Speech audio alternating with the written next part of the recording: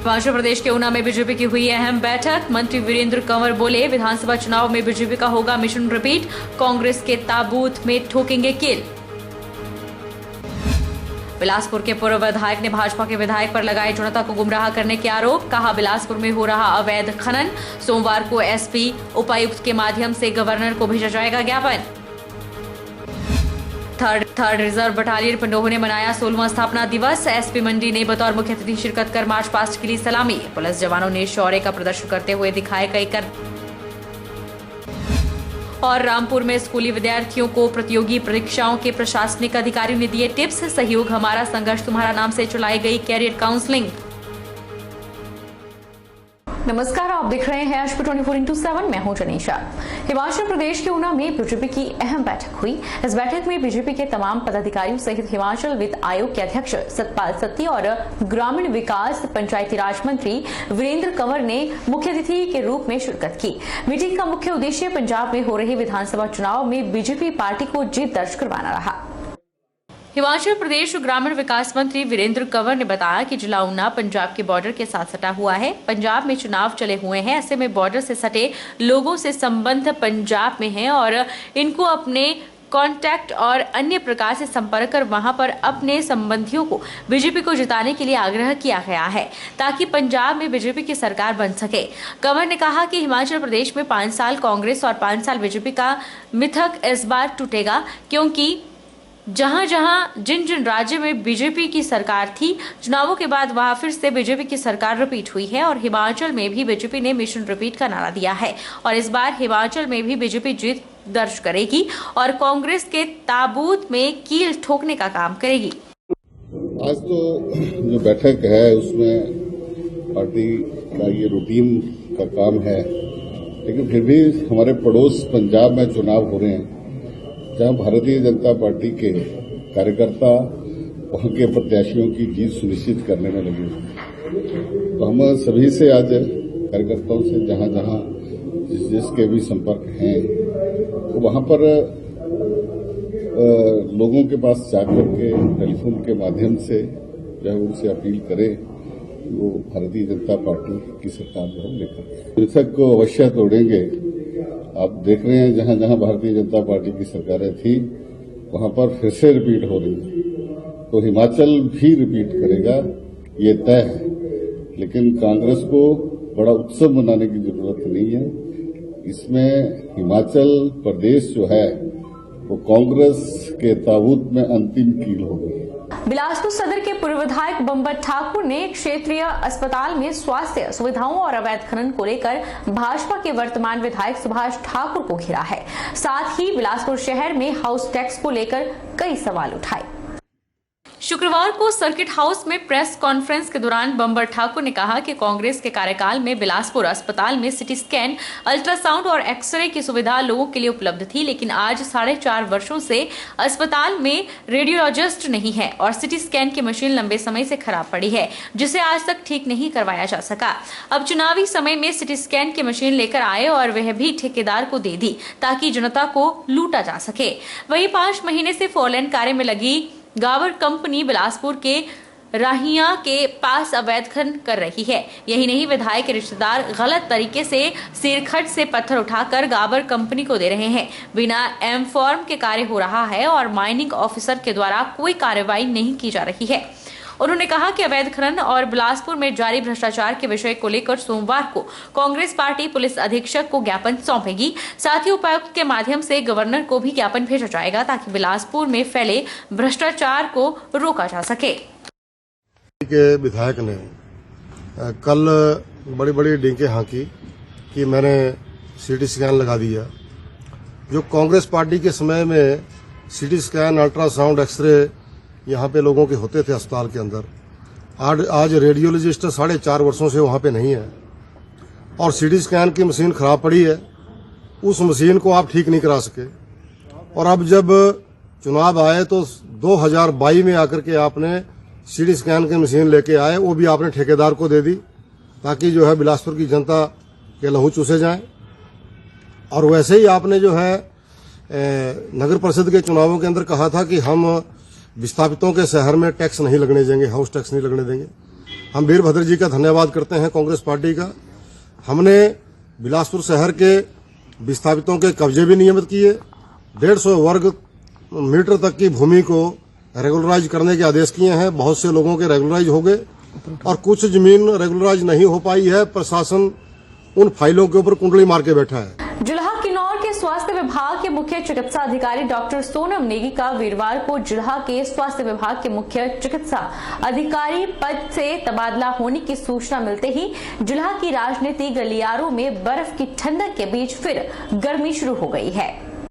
प्रदेश कांग्रेस के media panelist Surya borers ने रिकांगपिओ में बताया कि किन्नौर जिला में कोविड काल के दौरान बेहतरीन सेवाएं देने वाले मुख्य चिकित्सा अधिकारी सोनम नेगी को वीरवार को जिला से तबादला कर शिमला भेजा गया है और उनकी जगह पर रामपुर के खनेरी चिकित्सालय से 18 दिन बाद रिटायर होने वाले डॉक्टर को किन्नौर स्वास्थ्य विभाग का मुख्य चिकित्सा अधिकारी का जिम्मा सौंपा गया है, जो भाजपा के नेताओं की ओछी राजनीति को दर्शाता है। जबकि डॉक्टर सोनम नेगी ने कोरोना काल में अपनी जान की परवाह किए बिना कोरोना मरीजों की सेवा के साथ कोविड टीकाकरण में भी किन्नौर को देश भर में अव्वल स्थान हासिल करवाया और जिला का नाम देश भर में रोशन किया था। लेकिन भाजपा किन्नौर के नेताओं से जिला के अच्छे काम देखे नहीं जा रहे और लगातार स्वास्थ्य विभाग के स्टाफ के ट्रांसफर की राजनीति करने से बाज नहीं आते हैं।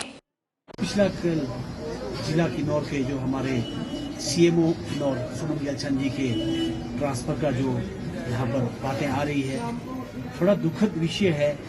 किन्नौर के अफसर जो वॉलंटियरली अपने होम डिस्ट्रिक्ट में सेवाएं देने आ रहे हैं, जिन्होंने पूरे कोविड काल में स्वास्थ्य सेवाओं को बेहतर ढंग से चलाया, जिन्होंने यहाँ पर किन्नौर में डिस्ट्रिक्ट हॉस्पिटल के अलावा गांव-गांव में स्वास्थ्य सुविधाओं को सुदृढ़ करने के लिए दिन रात कार्य किया, उन लोगों को भाजपा के नेता यहाँ से ट्रांसफर करके यहाँ पर 28 तारीख को जो रिटायर हो रहे हैं रामपुर से डॉक्टर, उन्हें जो है सीएमओ की पद दिला रहा है। इससे ये लोग ये साबित कर रहे हैं कि यहाँ पर जो आने वाला जो सीएमओ वो 28 को रिटायर हो रहे हैं और ये जो हैं हमारे 3 साल से यहाँ पर बेहतर काम कर रहे हैं। इससे पहले भी भाजपा के लोगों ने रिकांगपिओ के रीजनल हॉस्पिटल में कई बार हमारे स्पेशलिस्ट डॉक्टरों को जो वॉलंटियरली यहाँ पर खुद सेवाएं देने आ रहे थे, उन्हें जो है ट्रांसफर करके भेज दिया था। कुल्लू विधायक सुंदर ठाकुर का कहना है कि महिला मंडलों का सशक्तिकरण ही उनकी प्राथमिकता है और कुल्लू विधानसभा के विभिन्न इलाकों में